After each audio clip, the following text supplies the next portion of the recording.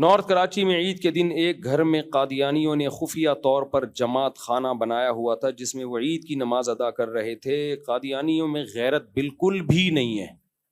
ایک مرزا جہلمی کے فالوورز میں غیرت نہیں ہے, اس کے اسٹوڈنٹس بالکل غیرت لیس لوگ ہیں, اور ایک قادیانیوں میں کو لگتا ہے کہ دونوں کے نا کچھ کنیکشن آپس میں ملتے ہیں.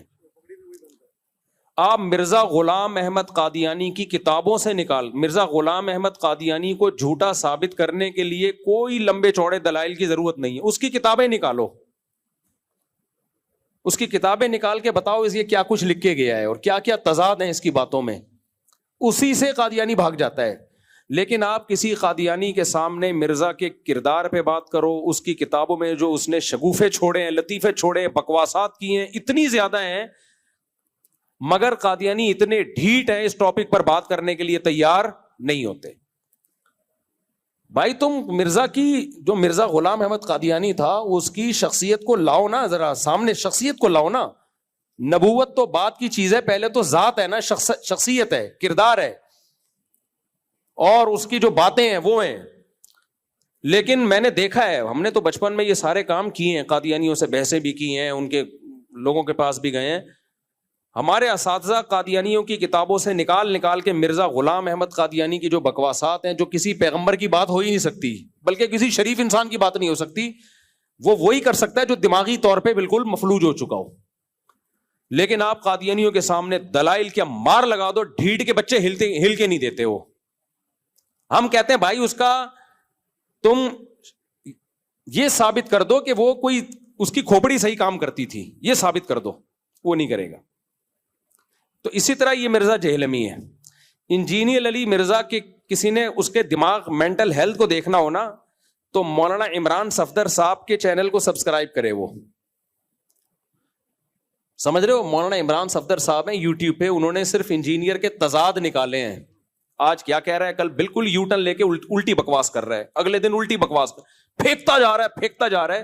میں نے جو بھی ارشاد بھٹی کے انٹرویو میں کہا نا کہ میں پہلے سمجھتا تھا کہ یہ آدمی گمراہ ہے اور کچھ تھوڑی سی نالج ہے اس کے پاس, لیکن جب زیادہ سنا تو لگا کہ اس کا اوپر کی کھوپڑی ہے ہی نہیں, دماغ ہی صحیح نہیں ہے اس کا. تو آپ اس کے جو انجینئر علی مرزا کے جو آپ کلپ جب دیکھیں گے نا, اس کے تسلی سے عمران صفدر صاحب کو سنیں آپ.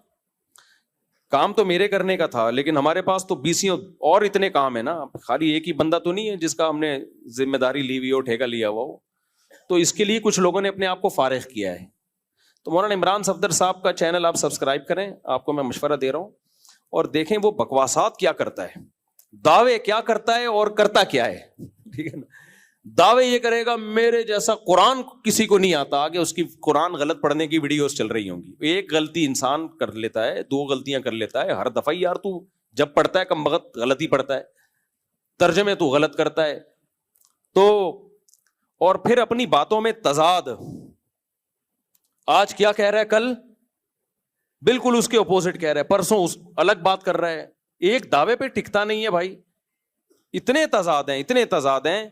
تو وہ آپ جب عمران صفدر صاحب کو سنیں گے نا, آپ کو لگے گا یہ عالم تو دور کی بات, یہ اوپر کی کھوپڑی اس کی کام نہیں کر رہی.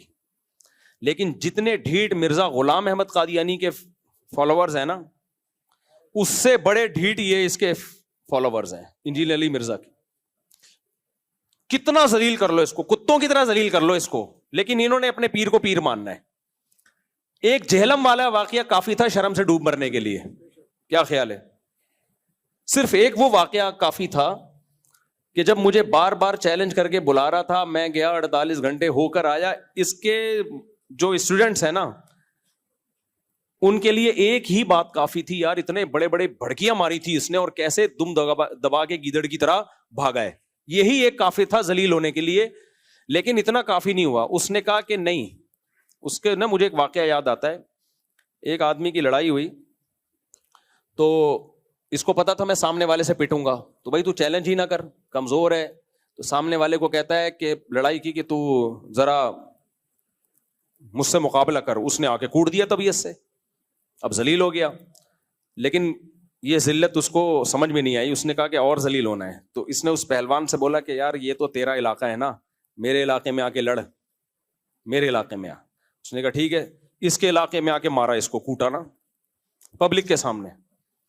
اس نے کہا بے یار یہ تو مسئلہ یہ ہے کہ میرا علاقہ ہے, ٹھیک ہے, تو بات یہ ہے نا کہ یہ تو ڈنڈوں سے لڑائی ہوئی نا, خالی ہاتھ تھا, تو اس نے خالی ہاتھ کوٹا پھر اس کو. تو کسی نے کہا کہ بھائی جب ایک دفعہ ذلیل ہو گیا تھا کٹ کے, تجھے ضروری ہے بلا بلا کے پٹوانا؟ بہتر نہیں ہے جان چھوڑ دے, تو لڑائی نہ کر. تو یہ جو بیچارہ انجینئر علی مرزا, اس کا بھی یہی حال ہے. اس نے ایک دفعہ مجھے چیلنج کیا, آ جاؤ قیامت تک نہیں آئیں گے, میں وہاں چلا گیا, بھاگ گیا.